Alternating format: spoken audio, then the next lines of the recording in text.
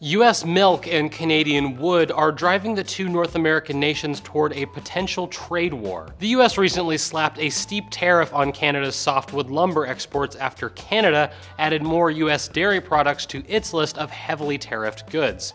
Producers in both industries are worried about losing jobs. The tariffs are new, but the debates fueling them are pretty old, and they could have dire implications for the North American Free Trade Agreement, or NAFTA. For decades, U.S. lumber companies have been complaining that Canadian companies have an unfair advantage. Their timber largely comes from publicly owned land maintained by the government. Canada has successfully defended its policies in the past, but President Trump's Commerce Department still found Canada was unfairly subsidizing its lumber exports and will start charging Canadian lumber anywhere from 3 to 24% more when it crosses the border. Those tariffs are high, but not as high as the astronomical ones Canada imposes on dairy imports to protect its domestic market from the U.S. glut. Some products, like ultra-filtered milk, were able to get around the restriction, until Canada reclassified those products under its heavy tariffs. NAFTA doesn't cover Canada's dairy industry, and its dispute panels have consistently favored Canada on the softwood issue,